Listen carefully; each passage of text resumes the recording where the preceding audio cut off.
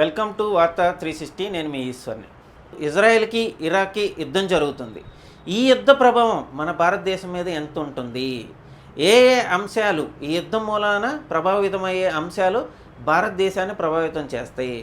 మొదటగా ప్రభావం చూసే అంశం ఏంటంటే క్రూడ్ ఆయిల్ అంటే మన ఇండియా ఎక్కువగా క్రూడ్ ఆయిల్ కోసం 80-80% ఇతర దేశాల మీద ఆధారపడుతుంది అన్నమాట.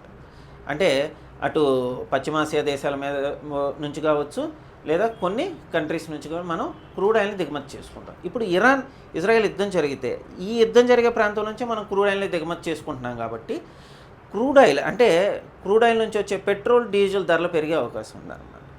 ఈ పెట్రోల్ డీజిల్ ధరలు పెరిగినప్పుడు నేరుగా ప్రభావితమయ్యే అంశాలు ఏంటంటే మన భారతదేశంలో రవాణా రంగం అనమాట. అంటే రవాణాకు సంబంధించిన వాహనాలకి పెట్రోల్ డీజిల్ వాహనం మీద ఎక్కువ ప్రభావం చూపిస్తుంది. రవాణా రంగం మీద ప్రభావం చూసినప్పుడు మనకి నిత్యావసర సరుకుల ధరలు పెరుగుతాయి అన్నమాట. అంటే మనం ఎక్కువగా ఉపయోగించుకోండి పాలు, కూరగాయలు లేదా ఇతర సరుకులు వంటివి. అలాగే మన దేశానికి సంబంధించిన రూపాయి కూడా పతనం అయ్యే అవకాశం ఉంది డాలర్తో పోల్చుకుంటే. ప్రపంచవ్యాప్తంగా ఎక్కువగా దిగుమతికి సంబంధించి కానీ ఎగుమతికి సంబంధించిన కానీ వాణిజ్యంలో డాలర్ అనేది ప్రముఖ పాత్ర పోషిస్తుంది అన్నమాట. చాలా దేశాలు డాలర్తోనే వ్యాపారం చేస్తాయి అన్నమాట. మనం కూడా 2000 సంవత్సరం కోవిడ్కి ముందు వరకు కూడాను డాలర్తోనే బిజినెస్ చేసేవాళ్ళం.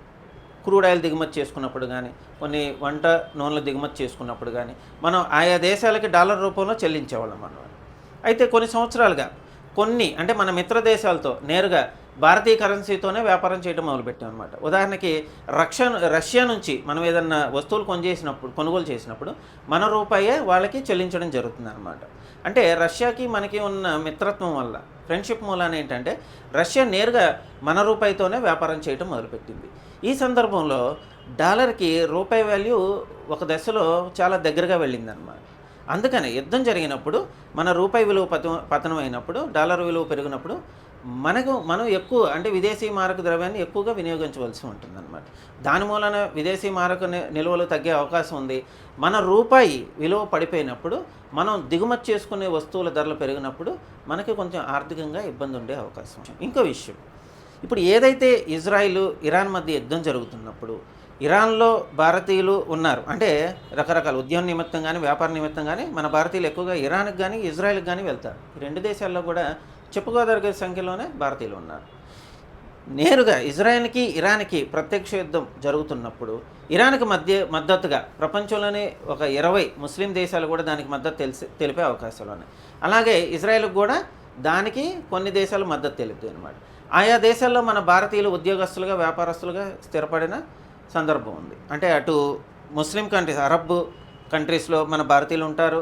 ఇటు ఇరాన్, ఇరాక్ వైపు సిరియా మరియు ఇజ్రాయిల్, పాలస్తీనాలో కూడా భారతీయులు ఉన్నారన్నమాట. వీళ్ళందరి మీద ఈ యుద్ధ ప్రభావం నేరుగా పడుతుందన్నమాట. యుద్ధం మూలాన ఆయా దేశాల్లో ఉన్న భారతీయులు కొంత ఇబ్బందిని ఎదుర్కోవాల్సిన అవకాశం ఉంది. యుద్ధం పూర్తి స్థాయిలో జరిగినప్పుడు, అది ఇతర దేశాలకు కూడా వ్యాపించినప్పుడు అక్కడ ఉన్న భారతీయుల్ని మన భారతదేశ ప్రభుత్వం వెనక్కి రప్పించవలసి ఉంటుంది. ఇది ఖర్చుతో కూడుకున్న వ్యవహారం అన్నమాట. అంటే మన భారత విదేశాంగ శాఖ అక్కడ భారతీయులను రక్షించే ప్రయత్నంలో యుద్ధం తీవ్రమైనప్పుడు వాళ్ళందరినీ వెనక్కి పిలిచే అవకాశం ఉందన్నమాట. అలాగే ఇంకోటి భారతీయుల్ని కలవరపరిచే ఇంకో అంశం ఉందన్నమాట. అది బంగారం ధరలు. మనకి భారతీయులకు ఎంతో ఇష్టమైన బంగారం ధరలు ఈ యుద్ధం మూలాన పెరిగే అవకాశం ఉంది. అంటే యుద్ధం పూర్తి స్థాయిలో జరిగి అది ఇతర దేశాలకు వ్యాప్తించినప్పుడు, ముఖ్యంగా ఇతర దేశాలతో పాటు మన దేశంలో ఉన్న స్టాక్ మార్కెట్ కూడా కొలాప్స్ అయ్యే అవకాశం ఉంది. స్టాక్ మార్కెట్ కొలాప్స్ అయ్యే సందర్భంలో స్టాక్ మార్కెట్లో ఇన్వెస్ట్ చేసే వ్యక్తులు స్టాక్ మార్కెట్లో ఉన్న స్టాక్స్ పర్చేస్ చేసే విషయంలో వాళ్ళు యుద్ధం దృష్టిలో పెట్టుకొని ఈ బంగారం మీద పెట్టుబడి పెట్టినప్పుడు, బంగారాన్ని స్టాక్ రూపంలో వాళ్ళు పర్చేస్ చేయాలనుకున్నప్పుడు ఆటోమేటిక్గా బంగారం ధరలు పెరుగుతాయి అన్నమాట. అలాగే మన బంగారం ఎగుమతి చేసే క్రమంలో కానీ దిగుమతి చేసే క్రమంలో కానీ కొంత ఆటంకం ఏర్పడుతుంది. దీని మూలన బంగారపు ధరలు విపరీతంగా పెరిగే అవకాశం ఉన్నాయి. ఇలా బంగారం ధరలు పెరిగినప్పుడు ముఖ్యంగా మన ఇండియాలో చూసుకుంటే పెళ్ళిళ్ళకి కానీ ఫంక్షన్కి కానీ మన ఇండియన్స్ ఎక్కువగా బంగారాన్ని పర్చేజ్ చేసే అవకాశం ఉందన్నమాట. ఈ యుద్ధం దీర్ఘకాలం కొనసాగితే బంగారం అంటే ఫంక్షన్ జరిగినప్పుడు కానీ పెళ్ళిళ్ళ సీజన్లో కానీ బంగారు ధరలు పెరగటం మూలాన బంగారాన్ని కొనుగోలు చేయడానికి భారతీయులు కొంత ఇబ్బందిని ఎదుర్కొనే అవకాశం ఉంది. మా వీడియోస్ మీకు నచ్చినట్టయితే మా ఛానల్ని లైక్ చేయండి, షేర్ చేయండి, సబ్స్క్రైబ్ చేయండి. అలాగే మా వీడియోస్పై మీ అభిప్రాయాల్ని కామెంట్ రూపంలో తెలియచేయండి.